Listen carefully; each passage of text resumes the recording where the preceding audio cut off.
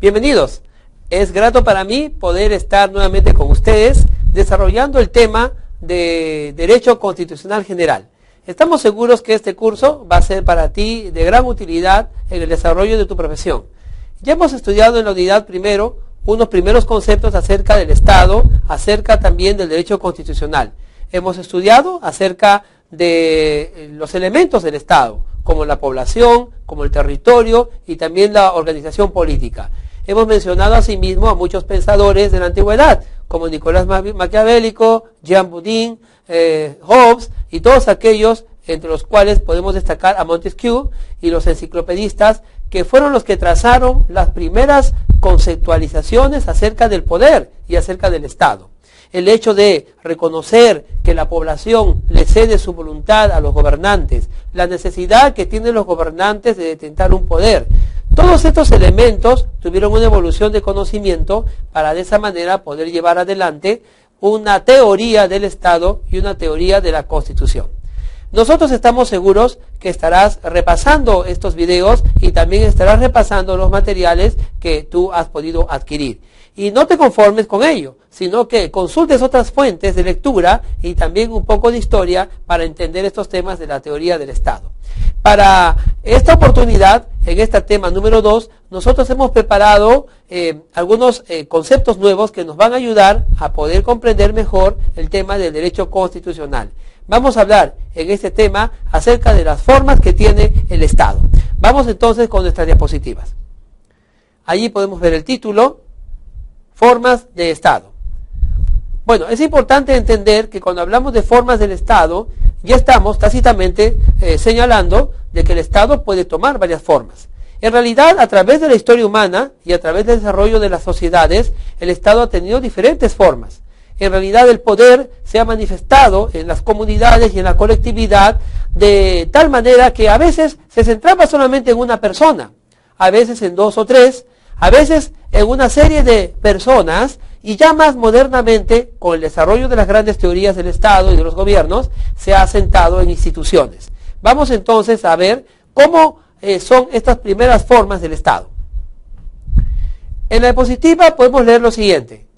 Las formas del Estado, en realidad, es la forma en cómo se orientan ellos en la distribución del poder en sus órganos de gobierno. Tenemos que entender, entonces, que si nosotros tomamos el poder como el elemento para diferenciar las formas del Estado, vamos a encontrar tres formas. La primera es la forma de Estado unitario, la segunda es la forma de Estado federal y la tercera es la forma de Estado confederado.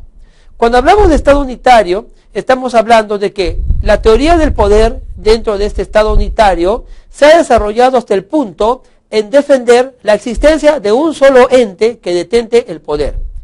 Esto quiere decir no solamente que el poder en sí mismo no se puede dividir, sino muchas veces nos ha llevado a la consecuencia de que al pensar que el poder no puede dividirse, entonces es necesario que ese poder se encuentre detentado en una sola persona, en una sola institución o en una sola cámara especial que pueda gobernar a la población. La teoría del poder del Estado unitario nos ha llevado muchas veces a eso. Hoy en día, más bien, el concepto de Estado unitario ya ha variado, no tanto en función del poder, sino al hecho de que pueden haber varias instituciones con diferente cuota de poder, pero que pueda ser ejercida y administrada por una sola de ellas como la más importante. Cuando hablamos de Estado unitario, entonces, estamos hablando, en principio, que el poder lo ejerce una sola institución, o que la ejerce una sola persona. Se evita de alguna forma y según ordenamiento constitucional que el poder pueda derivarse demasiado, que el poder pueda delegarse demasiado, que el poder pueda perderse entre instituciones, entre ministerios, entre entes de gobierno. No, se busca por el contrario que se base en uno solo, de tal manera que el poder en teoría y en material, ¿no?, está y descansa, se encuentra y descansa en una persona o en una institución. Sin embargo, vamos a ver entonces la segunda forma de Estado. Podemos encontrar allí el Estado federal.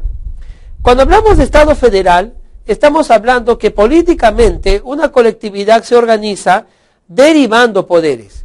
derivando poderes, es decir, no hay un solo poder central. En realidad el poder central lo que hace es derivar una cuota de poder, es decir, deriva funciones, deriva jurisdicciones, deriva ciertas competencias a lo que nosotros conocemos como el gobierno federal. Un gobierno federal tendrá asimismo un gobierno que esté por encima de todos ellos y pueda de alguna manera coordinar las formas y las normas que rigen a esta gran colectividad federal. La forma federal en que se puede organizar un Estado conlleva a que cada Estado pueda tener un gobierno. Cada Estado federal, así llamado, es un pequeño Estado dentro del Estado padre, del Estado madre. Este Estado tendrá su propio gobernante, tendrá sus propias regulaciones legislativas y jurisdiccionales, pero no estará totalmente desvinculada de los demás. Habrá siempre un vínculo normativo supra que los pueda unir. En los estados federados, las leyes federales son, por ejemplo, ese nivel de rango legislativo que los une. Se sabe y se conoce con el nombre de ley federal aquella ley que servirá para todos los estados federados que se han unido a esa suerte de forma política de gobierno federado. En nuestro continente americano, los tres grandes países que hablan de Estado federal son, por ejemplo, los Estados Unidos, que a eso se debe su nombre, también Canadá y más cercano a nosotros, Brasil. Tenemos también los estados mexicanos que tienen gobierno federal. Esta forma de gobierno federal entonces es muy actual y es muy moderna. Muchas naciones, muchas poblaciones, muchos países han encontrado en el Estado federal la forma de gobierno aceptable y necesaria para el logro de sus fines, objetivos y de su satisfacción de necesidades. El Perú no es un Estado federado. El Perú tiene otra forma de gobierno que ya la vamos a comentar más adelante. Finalmente, podemos encontrar otra forma de Estado en el criterio del poder, y es el Estado confederado. Las confederaciones es la unión de varias federaciones, siempre con el objetivo de una satisfacción de necesidad comunitaria para ellos. Los estados confederados hoy en día son conocidos también como uniones. La Unión Europea, por ejemplo, es considerado de alguna forma como un estado confederado, puesto que son varios estados totalmente independientes y con normas internacionales que los pueden unir. El Estado confederado será entonces otra forma que el poder estatal se manifiesta en una forma de gobierno. Pero no será el poder el único criterio por el cual nosotros podamos clasificar la existencia y las formas de los estados. Tenemos otras más. Vayamos a la siguiente diapositiva.